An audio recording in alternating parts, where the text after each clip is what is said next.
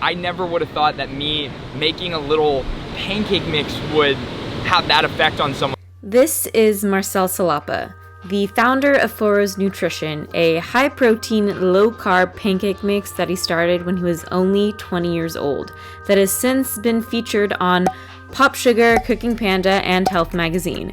Now he's an up-and-coming artist pursuing music. Today I'll be sharing with you his story and taking you to La Jolla Cove in San Diego.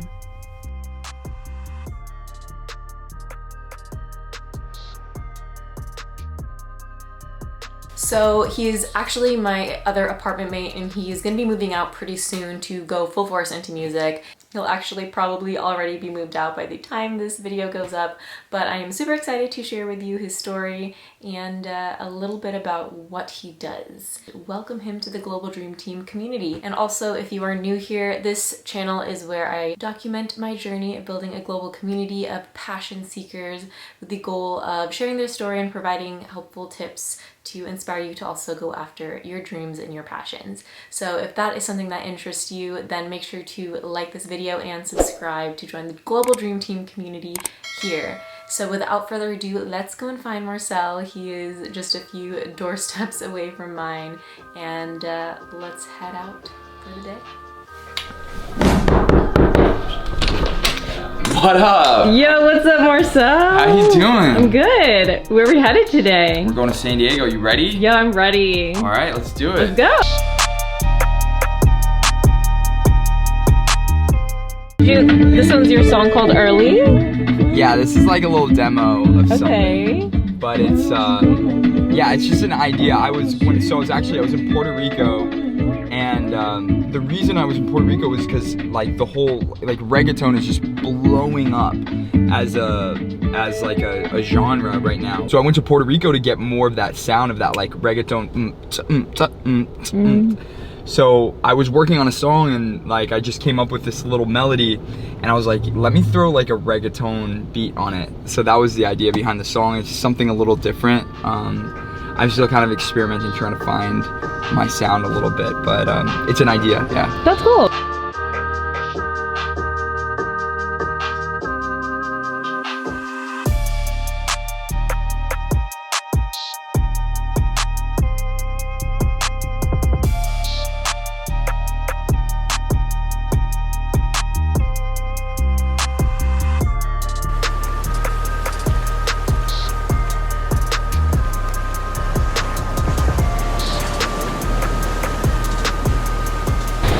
So we are here at La Jolla Cove in San Diego. Why'd you choose this place, Marcel?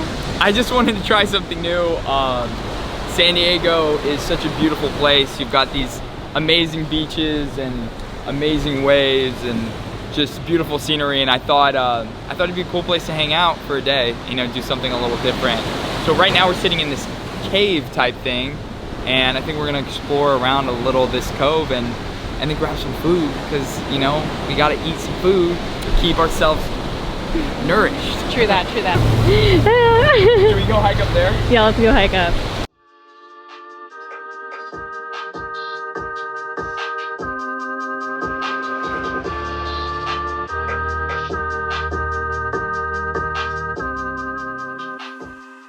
So Marcel, tell me about Phoros Nutrition and how it all got started. What's the story behind it? I started Phoros when I was, like, I officially started it. I say officially because me and a friend like kind of hacked up the idea together when we were like 19 after watching a Shark Tank episode. And we ended up making this pancake mix that we tried selling to people at gyms and like our friends and family. And literally everybody thought it was super sketchy. We like made it in my buddy's mom's kitchen. And we like just said, all right, forget this idea. And then about a year and a half later, I had started a couple little e-commerce companies and I had some success. So I kind of thought I knew what I was doing. So I was like, let me give this a go again, because the idea had never gotten away with me. And I thought I saw something, some potential in like a product that was unique, that people were gonna be eating and ordering a lot, and I was like, I like the idea of that. So I started officially in 2017 when I was 20. Yeah, it all got started with me and friends renting out a bakery in the middle of the night, because that was like when it was the cheapest hours. We ordered a bunch of ingredients and we just hacked this mix together, started selling it on Amazon, got pretty early on, people were really enjoyed the product. I think it was because it was a really high protein mix. No one was really doing anything like it. And yeah, that's the story of Phoros. And then it was off to the races, and you know, we just kept growing and expanding into new products, like our new keto mix that you can buy on Amazon right now. What makes Phoros Nutrition different from the other pancakes out there? It all started with being like the highest protein. So our first pancake mix, we were like 30 grams of protein per serving, which is like crazy. It was like double, triple all the competitors there. But really it's a focus on giving people who are adhering to strict diets a great tasting product that's gonna fit their diet and allow them to live their life and not be in constant misery. And that's really what we've been focused on in all our different products, is just giving something that's gonna make your diet a little bit more enjoyable. What are some things that you learned being a founder of this company? What was the hard parts about it, and what were the really great parts about it? So, I mean, I think a lot of it's hard, but, and I guess I'd say, for me personally, and it differs from person to person, but for me personally, it was all the like cliche businessy stuff. So anything like, you know, balancing a checkbook to, you know, securing a loan or doing anything that required a spreadsheet was like miserable for me. Great parts are, you know, bringing something to life, making people happy. Like, well, I think some of the most amazing things that you hear from all founders, and it was definitely the case for me, is like, you get those reviews. Like, I remember I got this review, and it's like, this woman was like, I lost 10 pounds with your mix, and now I'm more active and more there for like my family. And I was just like, oh my God, like I never would have thought that me making a little pancake mix would have that effect on someone. So it's those things that really give you that high. And then for me also, it's like, you know, getting to connect with any customers, going to events, doing stuff like this is always super fun. So I think it's rewarding. There's so many things that are rewarding, but the work itself is tough. But it definitely, I think, unlike most jobs, like you really do feel appreciated and you feel like you're making a real impact. So that's what makes it worth it, for sure. That's awesome. Yeah.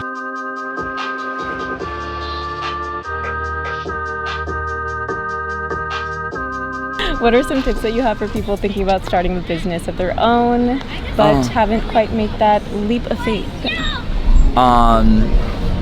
Tip number one, I would just say you gotta get started ASAP, because you only start learning when you start failing. And that's like the thing, is like we're scared of failing, but it's like you're gonna do it either way. And so it's like the faster you get started, the faster you'll start learning. And it's so crazy how like all the answers and everything comes to you as you get going. And when you're still in that like, I'm kind of doing it or I'm thinking about doing it, all you're doing is just creating anxiety that's just gonna make it harder to get started. And guess what? It's still gonna be the same battle. So get started. Where are you headed now, Marcel? We're going to Little Italy.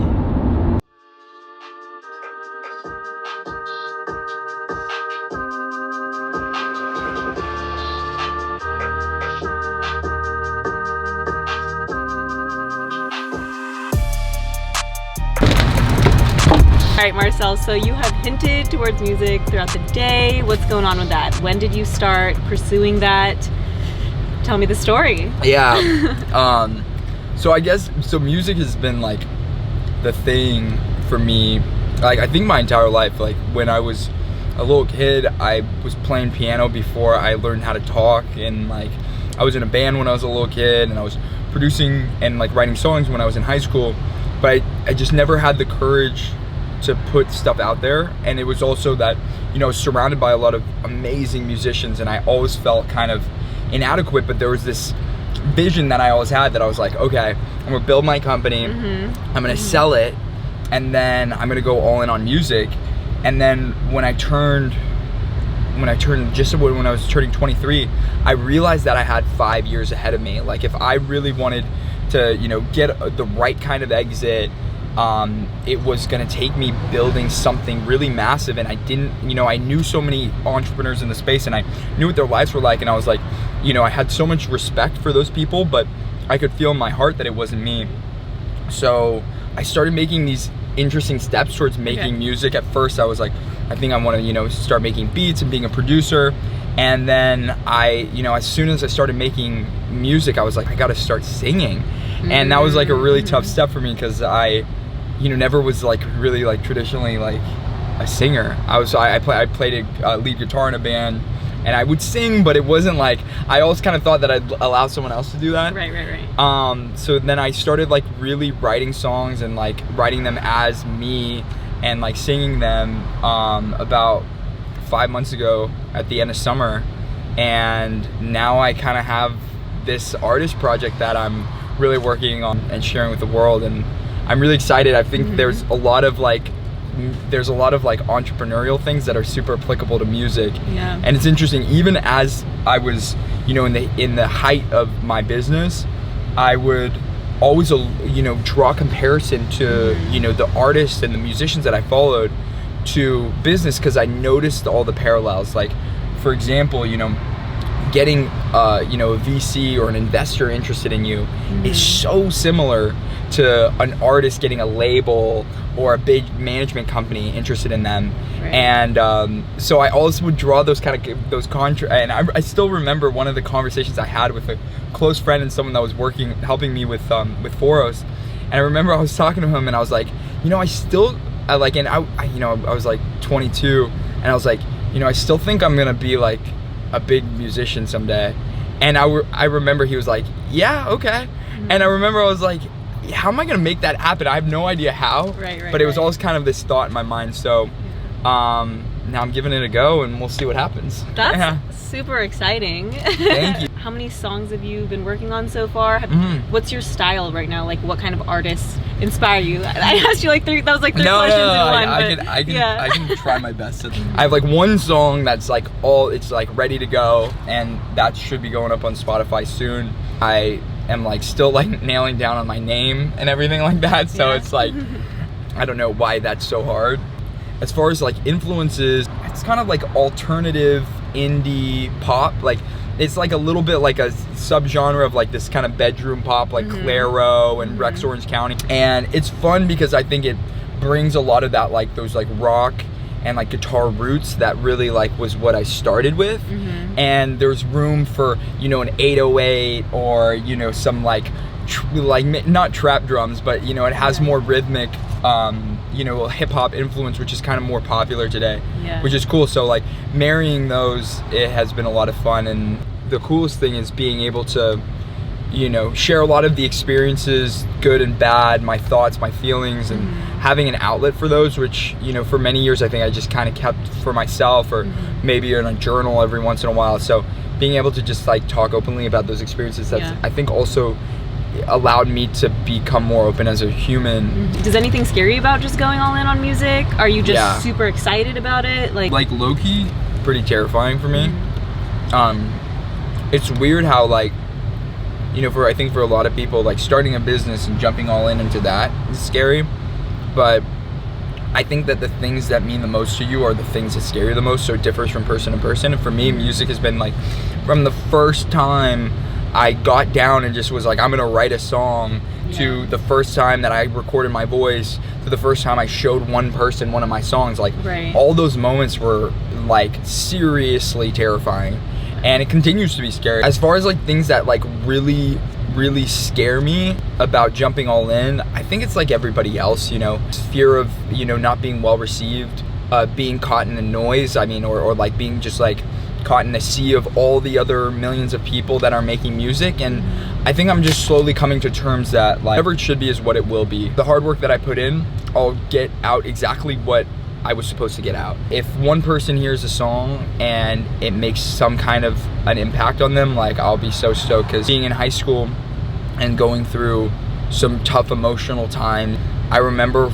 you know, coming to some songs and them making me feel a type of way. And I remember I like told myself then when I was like 15, I was like, someday I'm gonna make someone feel like that and feel like they're not alone. I just want to put some art out there and see if it, you know, makes an impact on people. Yeah, that's good. And I feel like, you know, at the end of the day, it's all about doing something that you love to do and doing something that you're passionate about and something that makes you happy. And, you know, I think that's important. That I'm gonna drop, I think we're gonna call it Hold Up Wait. It's super poppy, and it was literally this like very, very simple melody that I wrote on the keyboard, and it was like the first thing that came out of my mouth when I was like playing this keyboard. And it was like, there's this cool moments when you're writing a song where it's like you have to get something out. Should we cue the music? Hold up, wait. Let's cue it. Hold up, wait. I'm not trying to date. I'm just trying to get hold of you. So cool. Ooh, this is good. I'm up late, trying to stay awake. Excited to hear more songs from Marcel. Thank you. Yeah, that's cool. That's cool. What would you say to that person that wants to go into music or pursue something creative like that? They're kind of afraid. They think it's too saturated. What would you tell that person? If anyone's just thinking about it, I think things are so much easier to deal with in reality rather than your projected reality in your mind. And that's where I think a lot of us live when we're thinking about our passions or things that we want to put out in the world. And it just gets way easier when it's out. If you can just pull your ego aside and just make something and know that it's probably gonna suck. You just get started, and then, you know, you'll just see, and then you have something tangible where people can tell you, hey, you're good, or hey, you suck. I think sometimes we're scared of hearing hey, you suck, but hey, you suck just means hey, you suck now. Yeah. It doesn't mean hey, you suck. Like, everybody sucks at the start. Yeah. Like, you won't know until you start. That's true. Just get better with time. Yeah, Just literally. Get better with time. Literally. Alright guys, so that is it for this video. I hope that you enjoyed learning a bit about Marcel and his story, as well as a little bit about his pancakes and his next chapter of life pursuing music. I will leave all of his links in the description below if you want to follow along on his journey or check out his pancakes. And as always, if you are someone that is a passion seeker and you're pursuing something exciting, then let me know so I can share your story next. Check out the links in the description to share what it is that you're doing. And of course, make sure to subscribe to join the Global Dream Team community if you have not yet, and like this video if you liked it, and comment below letting me know what is something that you really want to pursue but you haven't quite gotten started yet. Because apparently it's that simple, like Marcel said, just get started ASAP. That's it. Alright guys, that's it for this video, and I'll see you in the next one. Bye!